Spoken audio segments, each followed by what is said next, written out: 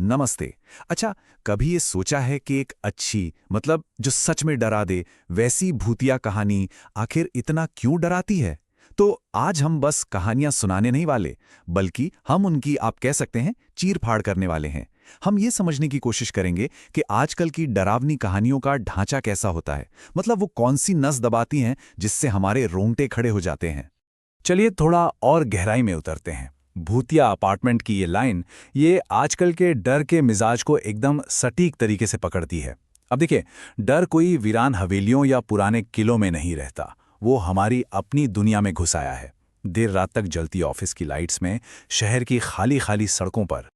आज की इस पड़ताल में हम क्या करने वाले हैं? हम इन कहानियों की बनावट को 6 हिस्सों में तोड़ कर देखेंगे। ये 6 पड़ाव हमें दिखाएंगे कि कैसे एक बिल्कुल आम सी लगने वाली कहानी एक भयानक, दिल दहला देने वाले अनुभव में बदल जाती है। तो हमारा पहला पड़ाव है द मंडेन मिरर। यहीं से सब शुरू होता है। यहाँ हम देखेंगे कि सबसे असरदार डरावनी कहानियाँ हमारी रोज़मर्रा की जो दिक्कतें हैं, जो चिंताएं हैं, उनसे कैसे पैदा होती हैं। अब जो बात वाकई दिलचस्प है वो ये है कि डर की जो जड़ है ना, वो असल जिंदगी की परेशानियों में होती है। जैसे भूतिया अपार्टमेंट में रवि और अमन है, कॉर्पोरेट दुनिया के दबाव से एकदम टूटे हुए। ये एक ऐसा स्ट्रेस है जिससे शायद हम में से कई लोग रिलेट कर पाएंगे। और दूसरी तरफ सिलेंडर कहानी में देखिए, पूरे कस्बे की परेशानी क्या है? खाना पकाने वाली गैस की किल्लत। तो मतलब ये दोनों ही डर हमारी असली जिंदगी की चिंताओं से बिल्कुल सीधे जुड़े हुए हैं। चलिए, अब कहानी एक ऐसे मोड़ पर पहुंचती है जिसे हम कह सकते हैं द फेटल क्रॉसरोड्स। ये कहानी का वो पल है जब कोई किरदार एक ऐसा फैसला लेता है जो अनजाने में ही सही अलौकिक शक्तियों के लिए एक दरवाजा खोल देता है, और ये दरवाजा फिर कभी बंद नहीं होता। आरव की कहानी इसका सबसे सटीक उदाहरण है। देखिए, पहला कदम क्या है? उसकी हताशा, उसकी निराशाजनक स्थिति। वो कर्ज में डूबा है, नौकरी चली गई है। दूसरा कदम, उसे एक अलौकिक ऑफर मिलता है, आत्मा के बदले दौलत। और तीसरा और आखिरी कदम, वो इस सौदे को मान लेता है। बस यहीं से उसकी बर्बादी का सफर शुरू हो जाता है। और ये पैटर्न सिर्फ एक कहानी में नहीं है। मनाली 28 किलोमीटर में दोस्त लोग एक सीधी साधी चेतावनी को नजरअंदाज कर देते हैं। पैटी अपनी जिज्ञासा के आगे हार मान जाती है। फार्म हाउस का मेन कैरेक्टर एक्सीडेंट करके मौके से भाग जाता है। देख रहे हैं, हर कहानी में एक गलत फैसला जो अक्सर बहुत मानवीय लगता है, वही डर को दावत देता है। तो जैसे ही वो दरवाजा खुलता है, शुरू होता है द सुपरनैचुरल इन्वेजन। ये वो स्टेज है जहां अलौकिक दुनिया हमारी असलियत पर, हमारी रियलिटी पर कब्जा करना शुरू कर देती है। और पता है उसका सबसे बड़ा हथियार क्या होता है? हमारा अपना दिमाग। मनाली 28 किलोमीटर में ये चीज बहुत साफ साफ दिखती है। दोस्तों का ग्रुप एक मील का पत्थर दिखता है। एक दोस्त को उस पर एक बूढ़ा आदमी बैठा हुआ नजर आता है। उस वक्त ये बस एक अजीब सी बात लगती है, लेकिन ये तो बस शुरुआत थी।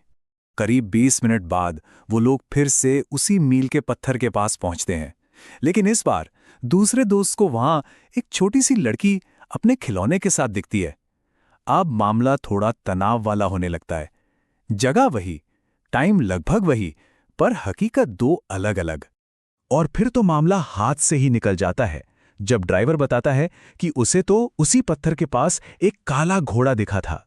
तब उन्हें एहसास होता है कि वो किसी रास्ते पर नहीं, बल्कि एक साइकोलॉजिकल लूप में, एक चक्रव्यूह में फंस गए हैं जहां हर किसी के लिए हकीकत बदल रही है। और ठीक इसी वक्त होटल रिसेप्शनिस्ट की वो चेतावनी दिमाग में कौंधती है, मायावी साया के बारे में। ये कोई मनगढ़ंत कहानी नहीं, बल्कि वहां की एक लोक कथा है। एक भ्रम पैदा करने वाली परछाई जो रोहतांग पास में रात को लोगों को ठीक इसी तरह फंसाकर मार देती है। अब हम उन कहानियों की तरफ बढ़ते हैं जहां डर किसी बाहरी ताकत से नहीं, बल्कि हमारे अंदर बैठे अपराध बोध से, हमारे गिल्ट से पैदा होता है। द वेंजफुल स्पिरिट, ये उन भूतों के बारे में है जो किसी पुराने सदमे या किसी गुनाह की वजह से बनते हैं। भूतिया अपार्टमेंट की कहानी इस बात को बहुत ही बेहतरीन तरीके से दिखाती है। एक प्रेग्नेंट औरत की दुखद मौत होती है।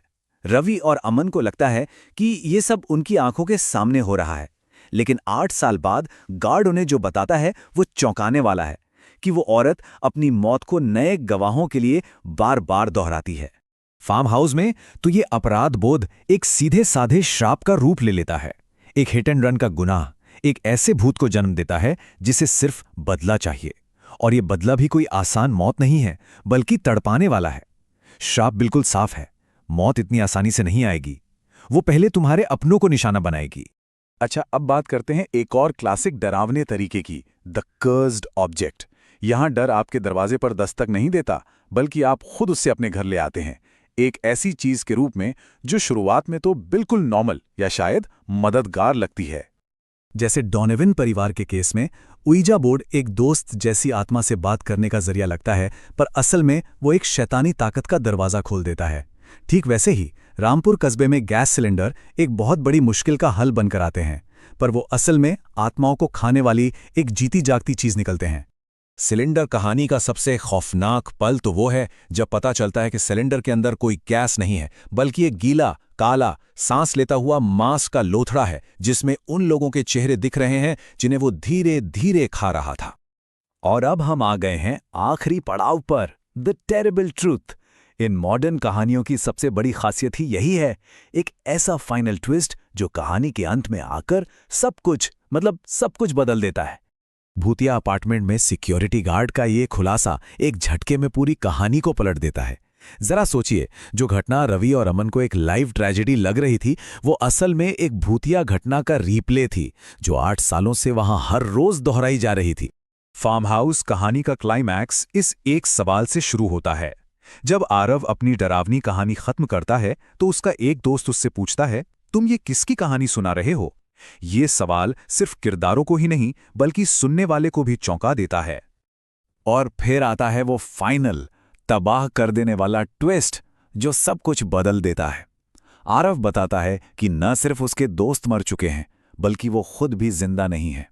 वो फार्म हाउस, वो कोई घर था ही नहीं, वो तो उन सभी की आत्माओं का एक कैद खाना था, जो अपने अतीत से कभी बाहर निकल ही नहीं पाई। तो इन सब कहानियों का निचोड़ क्या है? ये सिर्फ डराने के लिए नहीं है। ये कॉर्पोरेट बर्नआउट, पैसों की तंगी, अकेलापन, अंदर ही अंदर खाता हुआ अपराध बोध और हमारे फैसलों के अंजाम जैसे असल दुनिया के डरों को आईना दिखाती हैं। तो यहाँ एक बहुत अहम सवाल खड़ा होता है, हमारी आजकल की ये भूतिया कहानियां उन भूतों के बारे में क्या बताती हैं जिन्हें हम सब अपने अंदर लेकर घूमते हैं? सोचने वाली बात है।